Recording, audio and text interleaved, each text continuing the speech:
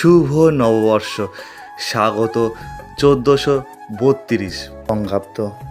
পয়লা বৈশাখের বিশেষ দিনে বা যে কোনো বিশেষ তিথিতে বা দিনে আমরা মন্দিরে পুজো দিতে যাই।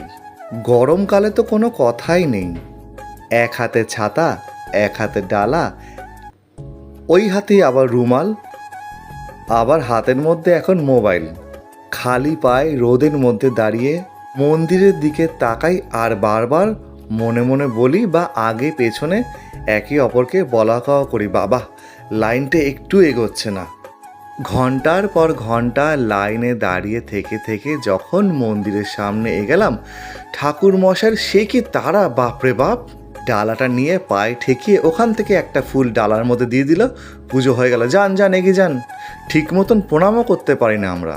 এই কারণে আমার মনে হয় নিজের যে ছোট্ট ঘরটি আছে এবং সেই ছোট্ট ঘরে যে ঠাকুরের আসনটি আছে, ওইখানে শান্তভাবে ভক্তি সহকারে ভগবানের সেবা নিজেই দেওয়া যেতে পারে, ঠিক যেমন আমি দিয়ে থাকি। কোনো মন্ত্র লাগে না, তন্ত্র লাগে না। সাধ্য মতন তোমার ইষ্ট দেবতাকে সাজাও, স্নান করাও, নতুন বস্ত্র পরাও, গয়না থাকলে গয়না পরাতে পারো, ফুলের মালা তার গলায় দিতে পারো, নিজের হাতে ফুলের মধ্যে চন্দন লাগিয়ে বেলপাতা বা তুলসী পাতা তার চরণে নিবেদন করো, চরণ স্পর্শ করে প্রণাম করো, ভক্তি সহকারে একটি গান নিবেদন করো, ভগবানকে শোনাও।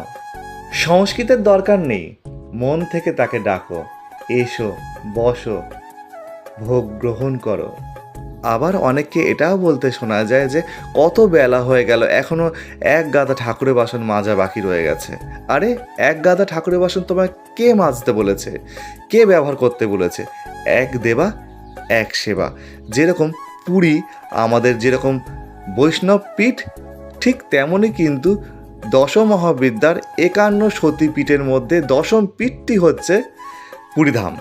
দেবী বিমলা রয়েছেন, তাই জগন্নাথ, বলভদ্র এবং সুভদ্রা দেবীকে যে একটি থালায় ভোগ নিবেদন করা হয়, ভগবানের গ্রহণ করার পর সেই ভোগের থালা দেবী বিমলার কাছে নিয়ে যাওয়া হয়। দেবী যখন সেটি গ্রহণ করেন তখন সেটি হয় মহাপ্রসাদ, যেটা আমরা সকলেই বলে থাকি পুরীর মহাপ্রসাদ পেয়েছি। এবং ভগবানকে নিবেদন করে বলো, এসো, বসো, ভোগ গ্রহণ করো, একটু গান শোনাও, আরতি করো, দেখবে মনে শান্তি পাবে। নিজের হাতে তুমি দেবতার বিগ্রহ, দেবতার চরণ স্পর্শ করতে পারছ, স্বহস্তে তাকে সাজাতে পারছ। ভক্তি রস সদা জাগ্রত থাকবে, তুমি রসে বসে থাকবে।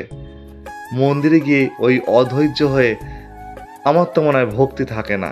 সেই জন্য অবশ্যই তীর্থ দর্শনে যাওয়া ভালো, তীর্থ করা ভালো, তীর্থ দর্শন করবে, তীর্থ দর্শনের মতন দর্শন করবে। না হলে কিন্তু তীর্থক্ষেত্র দার্জিলিং আর দীঘা তোমার কাছে একই হয়ে যাবে। তাই তীর্থ যেভাবে দর্শন করতে হয়, শাস্ত্রে যেভাবে আছে, ঠিক সেইভাবে আমাদের দর্শন করা উচিত। প্রণামী দিয়ে এসো। আর হ্যাঁ, যেখানে যাচ্ছ সেখানে কিন্তু খালি হাতে যেতে পারবে না। তাই বলে তোমার কাছে যদি পয়সা না থাকে তুমি কি করবে? তুমি একটু গান শোনাও অথবা কাউকে ঈশ্বরীয় কথা বলো, দেখবে তাতেও দান করা হয়। এই কথাটি আমার নয়, এই কথাটি বলেছেন স্বয়ং সদ্গুরু ভগবান শ্রী শ্রী বিজয় কৃষ্ণ গোস্বামী প্রভু। তোমাদেরকে আরও একবার শুভ নববর্ষ জানাই। বড়দেরকে আমার প্রণাম এবং ছোটদেরকে অনেক অনেক ভালোবাসা। তোমরা অনেক ভালো থাকো, সুস্থ থাকো, ঈশ্বরের সঙ্গে থাকো।